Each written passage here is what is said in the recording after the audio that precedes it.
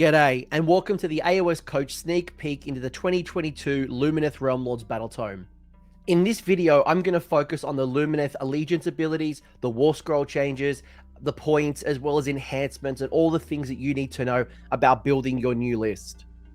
Now, Games Workshop were kind enough to send me this tome in advance at no cost, but they're not going to have any involvement in the creation of this video. On top of all the rules and all the points, you will find an awesome book full of art and narrative gems and Path to Glory. You will find a detailed map of Hysh, as well as that unique code for you to unlock the rules in the AOS app. Now let's start at the Allegiance abilities, and much of this will be familiar if you are an existing Lumineth Realm-Lords player, although there are some tweaks that I will call out. You've kept all 6 sub-factions like Umetrica, Zytrex, Alumnia, Helon, though your command traits and your artifacts are no longer tied to your great nation, which is a change that's been happening across 3rd edition, and I will share those rules later in the video. It's worth calling out at this point that you will notice a bunch of your Allegiance abilities are missing from the old book, but fear not, they have just been moved to the Warscrolls. Things like Absorb Despair is now on the Cathalar's Warscroll, your battle traits for your Vanari, your Scinari, the Hurakan, as well as the Alarith are all on the respective units. You've kept lightning reactions and there appears to be no changes to it, and if you're unfamiliar with the lightning reaction, basically in the combat phase, after units that have the strike first effect have attacked, when it's your turn to pick a friendly Lumineth Realm-Lords unit, you get to pick 2 eligible LRL units instead of 1 to fight, so long as neither of the units that you choose to fight with have the strike last effect. So you can't use it on an ally or someone that doesn't have the Lumineth Realm-Lords keyword, but essentially you get to fight and you get to choose which order that the 2 fights happen before your opponent strikes back. You've also kept your Aether Quartz reserved ability, but there are a few tweaks that I'll call out. Each Lumineth Realm-Lords unit in your army starts the battle with 1 Aether Quartz reserve. Now, once per phase, you can say 1 unit is going to use its Aether Quartz reserve, and you get to apply one of these 3 abilities. Now, if you do apply one of the 3 abilities, you will subtract 1 from the unit's bravery until the rest of the battle. With heightened reflexes, you can say that this unit is going to use this ability when it's picked to be a target of an attack. Now, if you do so until the end of that phase, you get to add 1 to the save rolls for attacks that target a unit until the end of the phase. You can use heightened senses when a unit is picked to either shoot or fight, and if you do so, you can add 1 to your hit rolls for that unit until the end of the phase. Finally, magical boost you can use when a unit is picked to cast a spell, but before an unbinding roll is being made for that particular spell. And when you do so, you get to add 1 to the casting roll, or you can re-roll the cast entirely. Now, you will notice if you did play Lumineth in the old book, 1, it's keyworded, so you no longer get Aether Quartz for things like Gotrek or any of the allies that you bring in. That loophole is now closed. The other one is you'll notice that there is 1 that is missing. That was Magical Insight, and that used to let you cast an extra spell. That is no longer on the list. You are down to 3. There are 12 command traits to choose from, and there are 3 in each of them. So Vanari, Scinari for the Wind Mages and for the Stone Mage. For the Vanari hero, you have Grand Strategist, Consummate Warrior, and Almighty Blow. With Grand Strategist, you get to add 1 to the roll when you're determining to get that extra CP. So if you use Heroic Leadership, and normally you'd roll, a 4 if the General was on the table, this would bring it down to a 3. Consummate Warrior once per turn will let you re-roll a hit roll or a wound roll for an attack made by the General, or 1 save roll for attack that targets a General. Finally, Almighty Blow, when the General fights, instead of piling in and attacking, you can say that it unleashes a single Almighty Blow, and if you do so, pick 1 enemy unit within 1 inch of the General and roll a dice. On a 2+, that enemy is going to suffer D6 mortal wounds. With your Scinari heroes, you have Spellmaster, Lawmaster, and Fast Learner. Spellmaster, once per turn, this general can use the Magical Boost Aether Quartz ability without actually using its Aether Quartz reserve to do so. The Lawmaster allows you to know 2 extra spells from the Lore of Hysh, and Fast Learner, the general can attempt to unbind 1 extra spell in the enemy hero phase. In addition, the second time that the general attempts to unbind a spell in the same enemy hero phase, it can re-roll that unbind attempt. With your Wind Mage, you have Grand Wind Rider, Swift, and Gravity Defying Champion. Grand Wind Rider will replace the general's Wind Leap ability with the following text. If a friendly Wind Charges unit starts a move wholly within 24 inches of the general, when it makes a move, it will have a move characteristic of 16 and will fly. Now this will make a lot more sense when we get into the other video and I show you the Hurakan abilities. Swift is going to add 3 inches to the general's movement characteristic, and finally Gravity Defying Champion. Once per battle, you can re-roll 1 run roll, 1 charge roll, and 1 casting roll for the general. Finally, for Stone Mages, you have Tectonically Attuned, Enduring, and Unyielding Toughness. Now, Tectonically Attuned, at the start of your shooting phase, you can pick 1 friendly Spirit of the Mountains within 3 inches of this general, and add 1 to the attack characteristic of the Geomantic Blast until the end of that phase. Enduring will give 3 extra wounds to the general. Unyielding Toughness allows you at the start of your hero phase to pick 1 friendly Stone Guard unit that is wholly within 6 inches of the general, and if you do so, you get to add 1 to the wounds characteristic of that unit until your next hero phase. Of the command traits listed here, some of the ones that I'm really drawn to would be things like Grand Strategist if you're taking someone who's a Vanari, and that will allow me to generate the extra command point through Heroic Leadership on a 3-up. Things like the Lawmaster for the Scinari. If I'm not taking Teclis, will give me more access to the spell lore.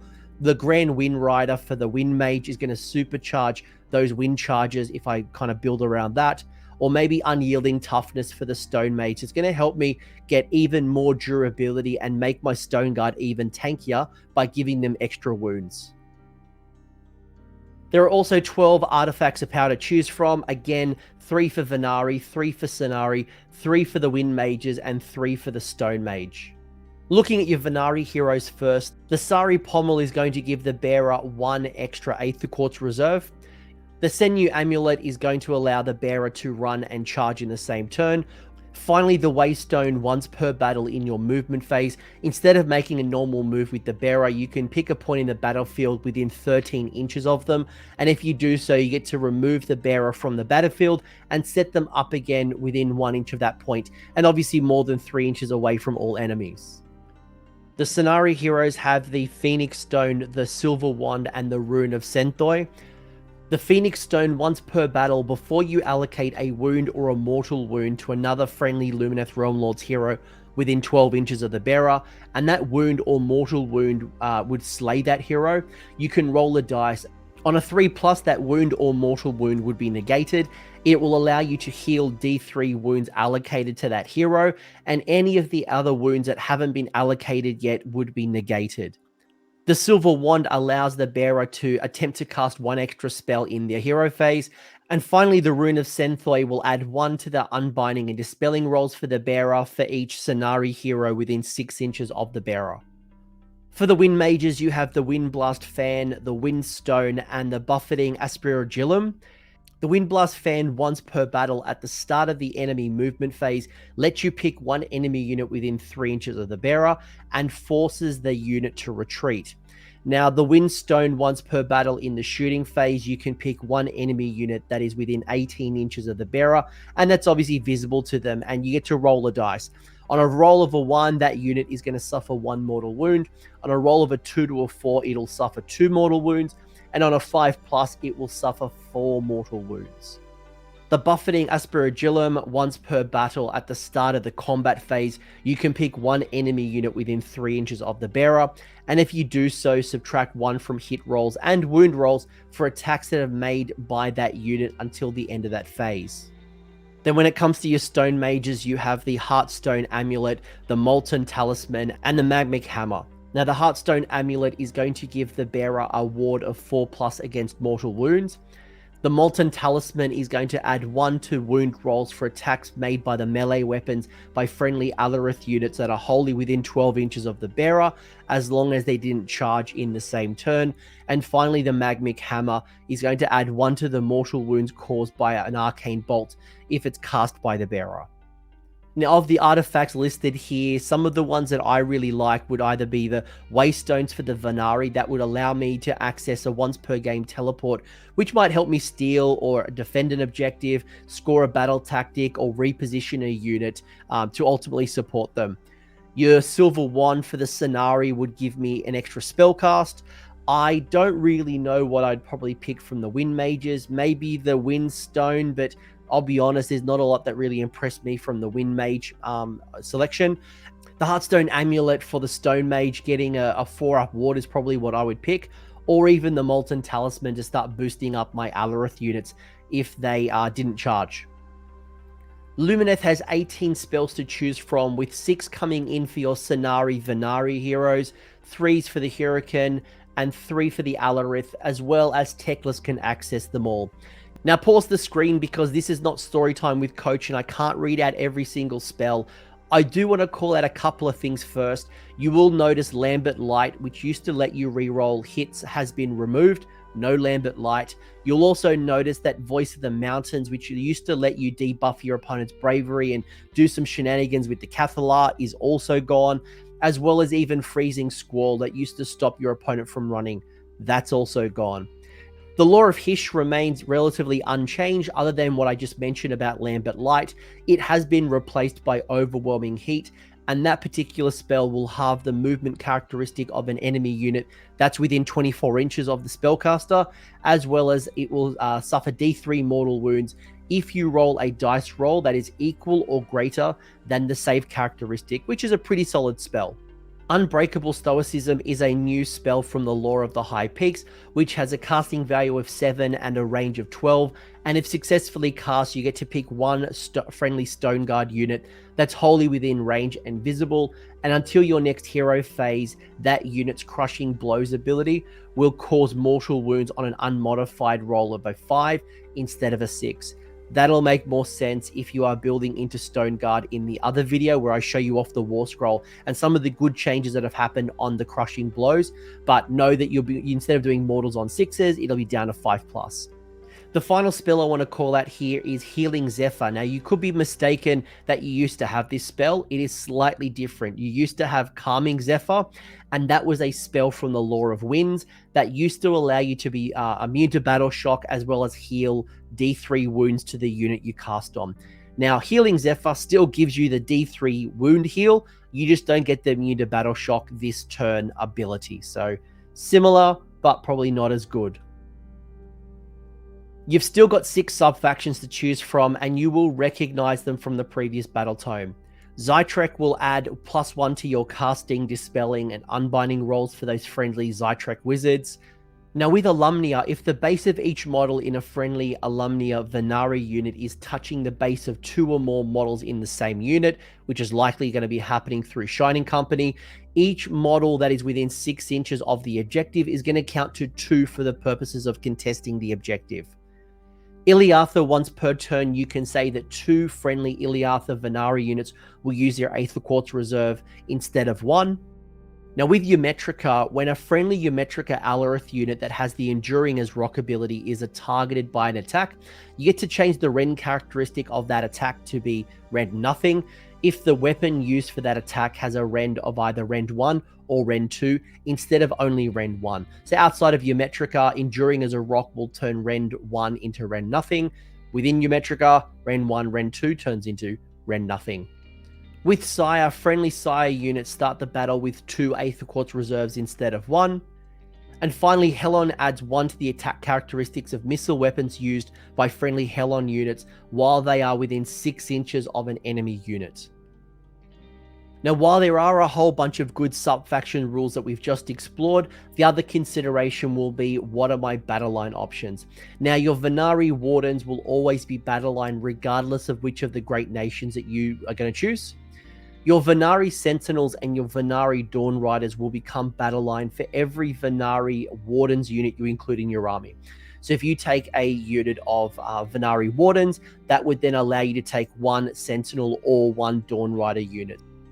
Vanari Bladelords become battle line for every Scinari hero in your army. That will allow you to take 1 Bladelords as battle line. Your Alarith Stone Guard will become battle line if your army is Eumetrica. And finally, Hurakan Wind Charges become battle line in a Helon army. Next up, there are grand strategies and battle tactics. When it comes to those grand strategies, there are 4 faction grand strategies each tied to a keyword, whether it's Vanari, Scinari, Alarith, or Hurakan. Vanari Assault is completed if there are 4 or more Vanari units on the battlefield and the model picked to be your opponent's general is slain. The Scinari Illumination is completed if there is a friendly Scinari unit in each quarter of the battlefield. Alarith Aftershock is completed if 2 or more friendly Alarith units are contesting 2 or more objectives on the battlefield. And Hurakan Cyclone is completed if 3 or more friendly Hurakan units are within 6 inches of the same enemy on the battlefield. While there are 5 Lumineth battle tactics, Priority Target lets you pick 1 enemy monster on the battlefield, and you complete it if the monster is slain by attacks made by friendly Starshard Ballistas. Conserve Aether Quartz, you get to pick 1 enemy unit on the battlefield and 1 friendly Lumineth Realm-Lords unit that has at least 1 Aether Quartz reserve, and you complete the battle tactic if that enemy unit is destroyed by a Lumineth Realm-Lords unit in this turn, and that Lumineth Realm-Lords unit still has at least 1 Aether Quartz reserve at the end of the turn. Blind the enemy, you complete it if 4 or more spells were successfully cast by different friendly Lumineth Realm-Lords unit this turn. Elemental Supremacy, you get to pick 1 enemy hero on the battlefield and 1 friendly elementary unit that has at least 1 Aether Quartz reserve, and you complete the battle tactic if that hero is slain by that elementary unit in this turn. You complete Hishmade Manifest if there are 2 or more endless spells from your army on the battlefield at the end of this turn. And to prove that I can't count, there is a 6th one here, and that is Ignore the Odds. Now, when you reveal this battle tactic, you pick 1 friendly Lumineth Realm-Lords unit and 1 enemy unit, and as long as they're within 1 inch of each other. Now, you complete the tactic if the enemy unit is destroyed in this turn, and the Lumineth Realm-Lord unit you picked has not been destroyed. Now let's talk about the key Warscroll changes, and there are a fair amount of little micro changes that have happened across the board. I'm going to try to identify and call out as many as I notice, but I'm sure I'm going to miss a couple. So looking at Teclis, you will see that the save, the bravery, the wounds are all the same. The Lunar Staff missile weapon is the same, so is the Sword of Teclis, and the Moonbright Talons. The melee profile is all the same. Now, there has been a change when it comes to Teclis's movement. It previously used to degrade against the damage profile. Now, Teclis just has a flat 10-inch move. Now, another change you'll notice is that the Archmage ability is tied to the damage table. So when you want to cast your 1, 2, or up to 4 spells, you can still do it with either the unmodified 12 that can't be unbound. You can still do 2 spells with an unmodified 12 that can be unbound. You can still do 4 spells that count as if an unmodified 10 that can be unbound. It's just that how many that you get to choose is now tied to your damage table, where previously it hadn't had that. Now, the Aura of Selenar, the Discs of the Elementary, the Protection of Teclis, the Storm of Searing White Light are all the same. Now, your Vanari Lord Regent has the same move, the same save, the same bravery, the same wounds. The Horn and Claw melee is the same, the Purest Aether Quartz is the same, and the Greater Power of Hish is the same. The 2 changes that I noticed was the Regent sword damage is now a 2. It used to just be flat 1, and the rest is the same when it comes to the Regent sword profile. The other change is Sun Metal Weapons has changed for both the Vanari Lord Regent and Lyrial Lotharal. That is now doing 2 mortal wounds for an unmodified hit roll of 6 with the Regent sword instead of 1. Anyone else that has the Sun Metal Weapons, that hasn't carried over. It's only, like I said, for the Lyrial Lotharal and the Lord Regent. The Vanari Bannerblade has the same move, save, bravery, wounds. The Bannerblade sword melee profile, Sun Metal Weapons is still the same. Where the changes happen is in the World Banner, and the new World Banner allows you to reroll charge rolls for friendly Lumineth Realm-Lords units that are wholly within 18 of a friendly Bannerblade. Now, that used to give you a bit of a bravery boost, but what you've also got is a once per battle ability to draw down the power of the World Banner. That is still the same, and basically what happens is you roll a dice, and if it's equal or under the battle round, each unit within 18 inches is going to take D3 mortal wounds, and they subtract 1 to hit. So that's still there. It's just that you've swapped a bravery boost for a reroll to charges. The next Vanari unit will be the Bladelords. Now, the Bladelords have the same move, the same save, the same bravery, wounds, sun metal, dual blades, the Shining Company, all the same. Where the changes happen is within the Sword Master's ability. Now, if you use Perfect Strike, you get to roll a dice, and on a 2+, the target suffers 1 mortal wound. If you use the Flurry of Blows attacks, you will have a base attack profile of 2 attacks per model, with a 2-inch range, 3s, no rend for 1. But where the change has arisen as well is that if you are attacking a unit that has 5 to 9 models, you'll get to add +1 to your attack characteristics, so you'll go up to 3 attacks. If you are fighting a unit with 10 or more models, you will get +2 attacks. You'll be on to 4 attacks per model. Now, Guardians has changed a little bit. If you happen to have seen the Warscroll from Arcane Cataclysm, the ward is now for Scinari units and not specifically against Scinari heroes. Now, it has gained Sun Metal weapons. I don't think it used to have that, but you probably know what Sun Metal weapons is by now. And it also has lost the Vanishmore banner, which you might remember we used to give them a 4-up spell and endless spell shrug. Your Vanari Sentinels have the same move, save, bravery, wounds. The bow, both aimed and loft, are the same. The Champion's Blade and the Vanari Dagger are the same. It's still a single caster and a single unbinder. Many string bows, the Shining Company, all that stuff hasn't changed. Where the change has happened again is the Skyhawk Lantern. So if you did see Arcane Cataclysm, there was a change there.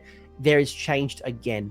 Now, what Skyhawk Lantern does is it adds 6 to the range characteristic of the lofted bows if it is within 12 inches of another Sentinels unit or a Starshard Ballista. So that has changed both from the old Battletome and from Arcane Cataclysm. Your Vanari Wardens have the same save, move, bravery, wounds, Champion's Blades, blah, blah, blah. Where the change has happened, though, is it's lost the Moonfire Flask, which used to be a once per battle D3 mortal wounds to an enemy within 2 up. You will notice as well that the Shining Company rule has turned from a battle trait now on the Warscroll, and Shining Company you'll see on the screen below is subtract 1 from hit rolls for attacks that target the unit if the unit is touching 2 or more models within the same unit. So as long as you're in the Shining Company formation, you will be -1 to be hit against. There doesn't appear to be any changes when it comes to your Vanari Dawn Riders. They have the same move, save, bravery, wounds. They still can cast 1 spell and unbind 1 spell. They still have the Deathly Furrows and the Lances of the Dawn, and they've still got Power of Hish. I couldn't see any changes when it comes to your Dawn Riders. The Vanari Starshard Ballista has the same move, the same save, the same bravery, and the same wounds, but there are a bunch of changes through the Warscroll. There is a change, and it's gained +1 attack on that Starshard Bolt. You used to get 2 attacks, now you're at 3 attacks. It's now hitting on 2s, it used to hit on 3s. The rest of that profile has remained the same. It did lose the Messenger Hawk ability, which would give you +1 to hit if there was a friendly Lumineth hero within 18 inches. So I guess the Messenger Hawk is now just built into that change I talked about, so you're hitting on 2s now anyway. You've gained the Key-Eyed Artillerist, and that is if the target is a monster, the damage characteristic of the Starshard Bolt is now 3 instead of being D3. Warding Lanterns has changed, and you've still got your 6-up ward if the model remains stationary this turn. You used to get +1 attacks if it didn't move. This has been built into the Warscroll anyway, so you're still getting your 3 attacks, but just some minor language changes. I guess the +1 attack is now no longer requiring you not to move. So I guess that's a minor win. Finally, you've gained the Skyhawk Lantern, and that's going to give you an extra 6 inches to the range of the Starshard Bolts while it's within 12 inches of another friendly Sentinels or Ballista. So it's really trying to get you to do power pairs, whether it's a Ballista and the Sentinels or 2 Ballistas at the same time. If you happen to do that little combination, you'll get an extra 6 inches of range for those shots. All of your units seem to have the Deep Thinker's ability, which once per battle in your hero phase, when this unit attempts to cast its first spell in that phase, it's automatically cast with a casting roll of 9 that cannot be modified, so you don't roll 2d6, but it can be unbound. So if you are trying to get off a particular spell and you're feeling confident it can't be unbound, you can use Deep Thinkers to get that critical spell off. When we look at our Cathala, it does have the same move, save, bravery, wounds, despairing touch. It's still a single cast wizard, single unbinder, and the darkness of the soul spell, which was that bravery check, that's still the same. I did mention earlier, it did gain the Deep Thinkers ability. It did lose emotional transference, which was a bit of a battle shock manipulation that I'm sure you're familiar with. It did technically gain the Absorb Despair. That was an allegiance ability. It's now just on the Warscroll. So I guess if you bring it in as an ally, it's going to take Absorb Despair with it, but the rule didn't change. The Scinari Enlightener has the same move, the same save, the same bravery, the same wounds, Crescent Staff, and the double caster, double unbinder, the twin tether, all the same. Where the changes are is in the Enlightener Blade. It now does 2 damage. It used to only do 1. The other change is in the Rune of Enflay. It seems to be the same rule, but you can't pick the same target for the second time if you roll a 3-up. The Scinari Caligrave changes are in the Caligrave Blade, which is now a flat 2 damage. It used to be D3. It's now just a consistent 2, while the rest of that profile remains the same. The other change with the Caligrave is Erasure, which was a Warscroll spell that used to cast on a 7. It now casts on an 8. But where the change is it deals 2d6 mortal wounds to the hero if it's marked for Erasure. Previously, it only used to do d6. So I guess for 1 extra point in the spellcast, you're doing potentially an extra d6 of mortal wounds. So there's probably a win there. When it comes to the Law Seeker, a lot of it is still the same. You have lost the Law Seeker's ability, and that used to give you +1 command point if you were within 3 inches of a slain hero with an artifact. The final change is in Lone Agent, and it's mostly the same rule. You will now count as 10 models for the purpose of contesting the objective, but it did lose a part of the rule, and you might remember it said your opponent cannot gain control of this objective while it's within 6 inches of the objective it was deployed on. That's just gone. Enduring as a Rock is on the Alarith Warscrolls now, and you might remember when we talked about the Great Nations, and specifically Eumetrica. Eumetrica is going to boost this Alarith ability.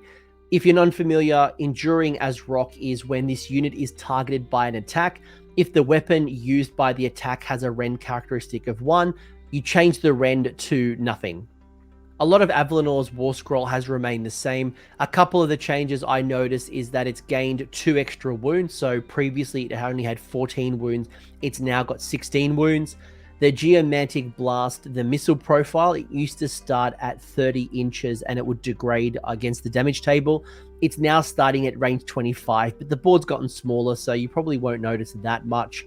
The Fire Stealer's Hammers is now rend -2. It used to only be rend 1. What's also changed is it's now got a 4-tier damage table. It used to have 5 different tiers depending on how much damage you suffered, would depend on some of the abilities. The damage table is now 0 to 6 wounds taken, 7 to 9, 10 to 12, and 13 plus. You did lose the Elder Wisdom, which used to allow you to issue a free CP, but you have also seen some positive change when it comes to the Unshakable Faith of the Mountain. Now, the command ability is basically the same, but it's gained some extra text, and that extra text is this unit can issue this command up to 3 times in the same phase. If you do so, no command points are spent in the second and third times that this unit issues this command in this phase.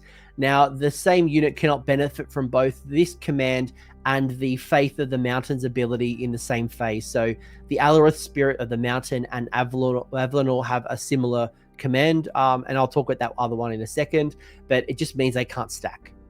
If you're unfamiliar with this command ability, you are issuing +1 attack in melee to a friendly Alarith elf unit. So obviously with Avellanor, you're issuing +1 attack to up to 3 units. So not too bad, especially if you're building a melee focused army.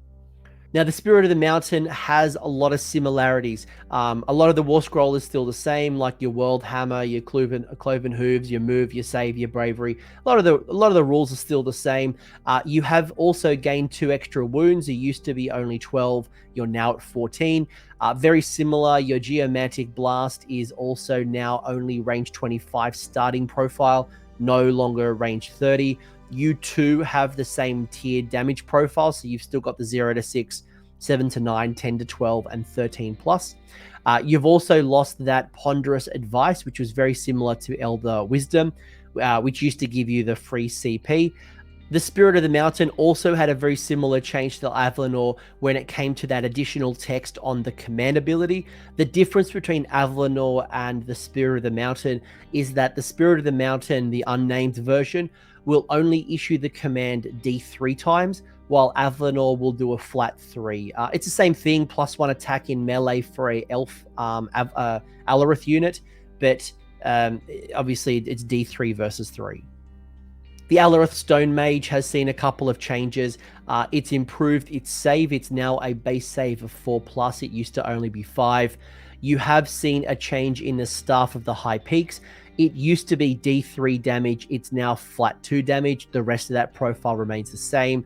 And it also has the same move, same bravery. It also has Enduring as Rock on the Warscroll. Otherwise, most of the things have stayed the same there. Finally, when it comes to the Alarith side, you've got your Stone Guard. Same move, same save, same bravery. A lot of the similarities. Your paired hammers is +1 attack. The rest of that profile has remained the same. You have lost the Pair of Stratum Hammers ability. That used to give you a reroll hits. It's now just that flat 1 attack that I talked about earlier with the paired hammers. Your Crushing Blows and your Diamond Pick Hammers ability, they've basically merged. So all of your melee profiles are going to do 1 mortal wound in addition to the damage on an unmodified 6 to hit. Some of them used to be like +1 damage. I think one of them did +1 damage. One did 1 mortal wound. It's now just a simple profile. They all do mortal wounds on a 6 to hit, unmodified. And finally, you've gained a new rule that I really like called Fortitude of Earth. And the Stone Guard are going to get a 4-up ward save against mortal wounds while they're contesting an objective you control. So you got to be controlling it, but you get a 4-up ward save against specifically mortal wounds. All of your Hurakan units have gained Move Like the Wind on their Warscroll. It's moved from a Allegiance ability. And what Move Like the Wind does is when this unit makes a pile-in move, it does not have to finish its move no further from the nearest enemy unit where it started the move, right? If you would charge into a unit or if you were already locked into combat, when you made a pile-in move, you would normally still have to be close to the unit that you were initially in combat or you initially charged. This removes that restriction from you. And in addition, if you did make a charge move, when you go to pile in, you can pile in 6 instead of 3. So it gives you a bit more movement, manipulation, and getting more attacks in, or maybe move and slingshot off one unit into another. So a lot of little technical things you can do with Move Like the Wind. When it comes to Sevireth, a lot of the things have stayed the same. The move, the save, the bravery, the wounds. A lot of the profiles stayed the same. You're probably wondering, has the movement shenanigans changed? And the answer is yes. The Spirit of the Wind is now only in your shooting phase. So you can make a normal move of 12 inches or retreat in your shooting phase. It's no longer in your enemy shooting phase. Into the Gale is still giving you a 5-up ward, but there used to be some extra text that you've lost now around enemy pile-ins. There's a change in Scour, and that is going to allow you to carry out the Smash to Rubble Monstrous Rampage. It's not a monster, and it doesn't get access to the other ones. It's purely Smash to Rubble. You did lose the Wind Mage Symbiosis, which would heal D3 wounds if it was within 12 inches of the Wind Mage hero. Now, the Hurakan Spirit of the Wind has very similar changes, right? The move, the save, the bravery, those types of things have stayed the same. Living Cyclone has stayed the same.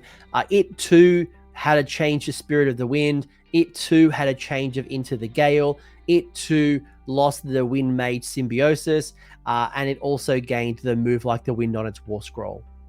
The Hurakan Wind Mage has mostly stayed the same, except the melee profile has a flat damage characteristic of 2 instead of D3 damage. The rest of that profile is still the same. And then finally, with the Hurakan Wind Charges, a couple of changes that have happened. The Wind Charger bow in melee now only does rend -1. It used to be rend -2 in melee. A really nice change that I like is the Wind Charger arrows. And this ability allows you to basically ignore ward saves. So a ward roll cannot be made for wounds or mortal wounds caused by attacks made by this missile weapon. And it too gained the move like the wind. A couple of the other heroes we need to mop up and talk about. We have the Light of Atharian, who has gained an extra wound, so it's now wounds of 8. The Fang Sword of Atharian and the Scinari Blade now do a flat 3 damage as opposed to the D3 damage it used to do. The rest of that profile is around the same. The other changes in the Scinari Blade, and at the start of the combat phase, you can pick one enemy hero or monster within 3 inches of the unit. If you do so, attacks made by the unit Scinari Blades that target that unit hero or monster in the phase has a damage characteristic of 2d3 instead of 3. It used to only be +1 damage against one enemy hero. The other change with the Light of Atharian is Unflinching Valor is gone. So that used to give it was a command ability that gave a unit a bravery of 10. Unflinching Valor is just gone. There's a couple of changes with Lyrial Uthril. You've got a melee weapon has gained +1 attack to that Demon Blade. It's now rend -1. I believe it was rend -2. It is damage 2 on the Regent sword. It used to only be rend 1. Although, much like the Lord Regent, the Sun Metal weapons now does 2 mortal wounds for an unmodified 6 to hit with the Regent sword. The other change is the Voice of Tyrion, and once per battle, this unit can issue a command to a friendly Eumetrica unit anywhere on the battlefield without spending a command point. When it comes to the twins, I could literally see no change from any of the rules. It's still a double caster, still unbinder. The move save bravery is the same. Aspect of Selenar, the Realm Wanderers, all of the rules appear to be the same. There's a couple of changes when it comes to Mari Lightcaller and the Purifiers. The Mari Purifier weapon profiles all now deal D3 damage. So that mallet, the greatsword, the dagger, they used to only be damage 1. They now are damage D3. The dagger now has rend -1. It used to not have any rend.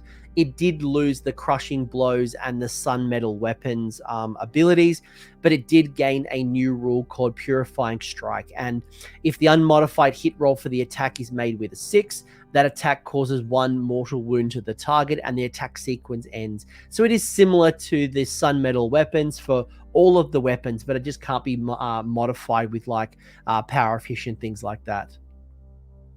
Your 3 endless spells appear to be the same. The summoning, the abilities like the Reservoir of Power or the Turn to Stone all appear to be the same. I didn't notice anything different. When it comes to your faction terrain, the Shrine Luminor, the setup is the same. Cleansing Ritual is the same. Defensible, it's still defensible. The only change I noticed with the Shrine is in their rule, the Shrine Guardian. Now Shrine Guardian is only once per battle round. So formerly it was once per turn. You could issue a command without spending a CP. Now it is battle round. So I guess it just means you can't be issuing in your turn and my turn. It's just one or the other. You'll be happy to know that you've not only kept the Idoneth Deepkin as allies, but you've also gained a few extras, including the Daughters of Cain, the Sylvaneth, as well as Stormcast Eternals as allies. So there were plenty of Warscroll changes, and it makes sense that there are points adjustments, and there were both points increases and decreases across the board. So when it comes to your points decreases, Teclis went down 40 points and is now 700. The Twins went down 25 points to be 260. Severeth went down 25 points to be 320. The generic Wind Spirit went down 15 points to be 250. The Vanari Bannerblade went down 20 points to be a flat 100. Your Sentinels went down 20 points and they're now at 150. There were some other minor adjustments like the wind charges going down 5 points, the Underworld's Warband going down 15 points, the Law Seeker went down 10 points, the Starshard Ballista went down 5, and the named Lord Regent went down 15. Not the generic one, that one that's the named unique one for Eumetrica. That one went down 15 points. But there were also points increases, as I mentioned. Alarith, the Spirit of the Mountain, went up 25, and that is now 380. Avlanor went up 25 points as well, and Avlanor is 420. The Light of Otharian went up 20 points to be now 240. The Lord Regent, the generic one, is now gone up 15 points to be 170. And there were also some minor changes. The Wardens went up 5, and the Enlightener went up 10. But as always, you know, the true list tech is going to come out once we go through FAQs, which we know is going to happen around 4 weeks. But also at the same time, I'll start having guests on to start unpacking this book a little further. But what do I think about a lot of these changes? And there were a lot of changes that have happened across the board. I'm sure if you're watching this, there'll be some that you really like, some that you wish didn't happen at all, and some of them you've been waiting for. I'm looking at you, Severith. I'm looking at you, Sentinels. These are changes that you knew were coming at some stage. Judgment Day is finally here. So a lot of the old book has been ported over to the new book, and let's not sugarcoat this, you have lost a few tricks already. You've lost Magical Insight that used to give you the extra spell cast if you use that Aether Quartz Reserve. You have lost a couple of popular spells like the Voice of the Mountains and Lambent Light. Your battle line options are generous, your grand strategies and your battle tactics are useful, and you still have a fair amount of selection in the ways through like your enhancements and things like that to customize your force. It feels like the internal balance of this book is shifting, and that's good news because we just want to have just Vanari and Scinari spam. Who doesn't want to see more Alarith and Hurakan models in the meta? The wind charges cutting through ward saves is going to be a good tool to have up your sleeve. The Stone Guard getting a 4-up ward against mortal wounds on an objective they control. We've seen the Beefer of Secrets get an improved profile. This is a great opportunity for you to expand your force and quit your Sentinel and Warden addiction. I am genuinely excited to see some list diversity, and I don't think I've seen Stone Guard since they first come out. And a lot of the units that are in this video, I haven't ever seen on the tabletop. I need your help to create a new Battle Standard Bearer meta using the Vanari Bannerblade. But that's enough from me because I will go into much greater detail with Lumineth with some experienced players in the near future. But I want to hear from you. Let me know in the comment section what you're thinking. Has there been a Warscroll change that you have really liked that you're now going to start considering? Were the wind charges? Were the Stone Guard? Has there been enough changes that you're now going to consider going into maybe one of those? Maybe you're going to go Eumetrica. I don't know. But let me know in the comments if there's units that you're going to pull out of your list. Are Sentinels going into retirement for a while? I'll be curious to hear from you what your take is. Thanks for hanging around until the end. I hope you enjoyed that video and you walked away with a few new ideas. If you did, I would love it if you press like on the video, as well as left me a comment to let me know what your thoughts are. The conversation will continue over on Discord, and the link is down below in the video description. I want to give a massive shout out as well to the AOS Coach Patreons and YouTube members who are going in, and the funds are supporting the channel and the growth that you're seeing here. So cheers, you're all bloody legends. And until next time, don't roll a 1 on a redeploy.